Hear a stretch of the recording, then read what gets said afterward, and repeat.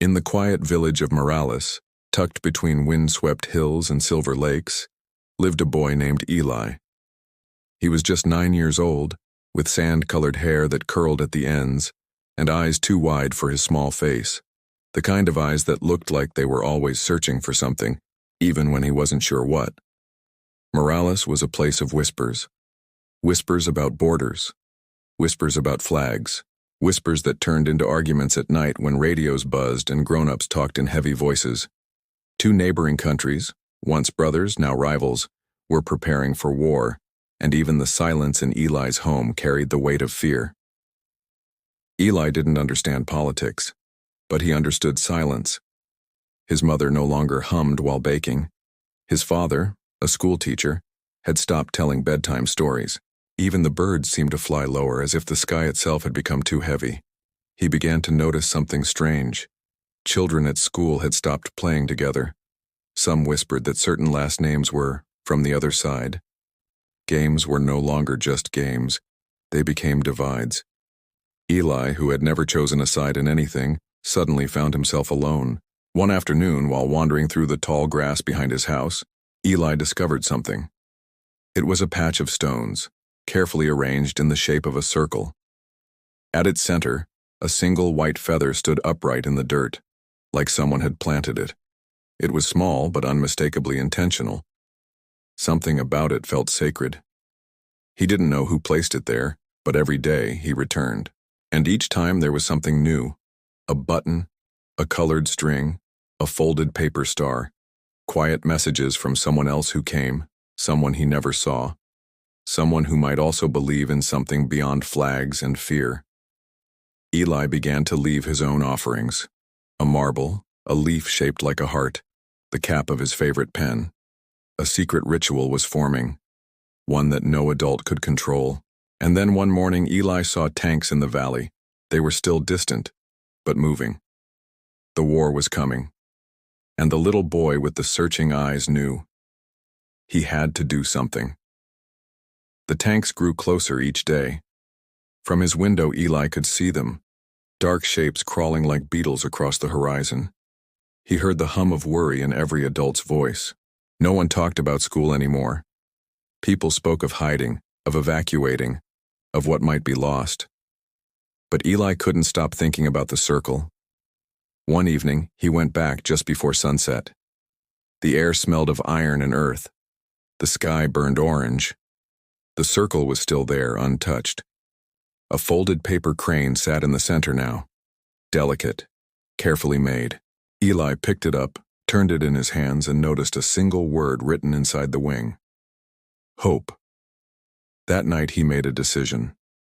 He gathered everything he had, crayons, old paper, string, a roll of cloth, the feather, the marble, even his baby blanket. He stayed up late, drawing, writing, folding.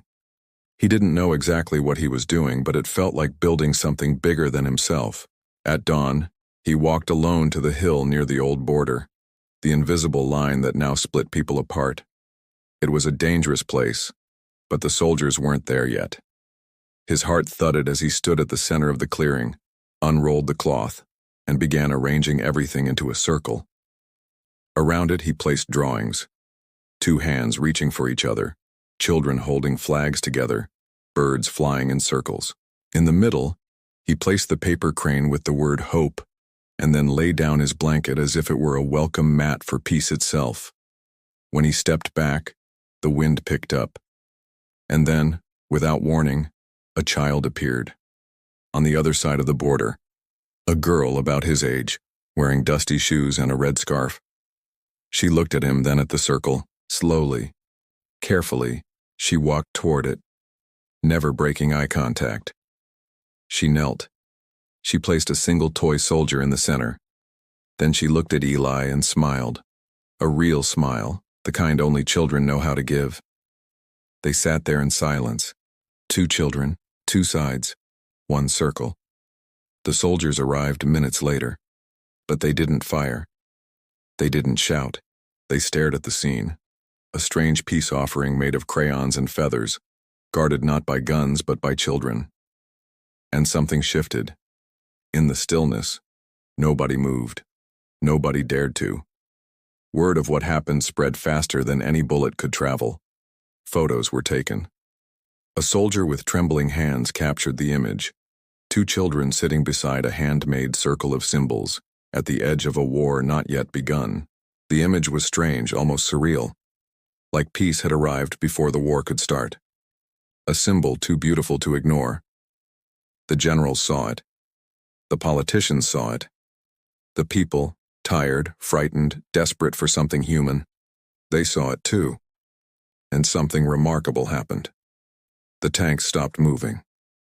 For the first time in months, there was silence on both sides of the valley.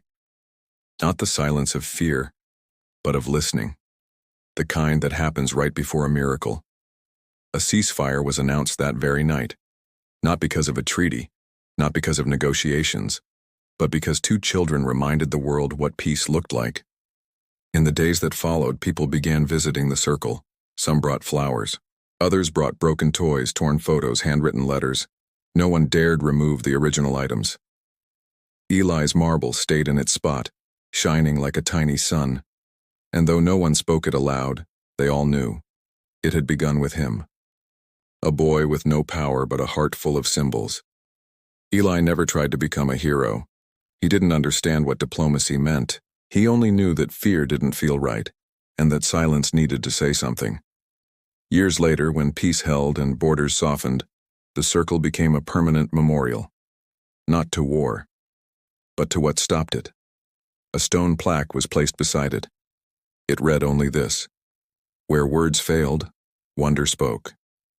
Eli grew up, of course, but whenever he passed by that place, he saw more than memories. He saw proof that even the smallest person in the quietest act could move the hearts of many. And every time the wind carried a white feather across the grass, people would say, "Peace has returned to visit."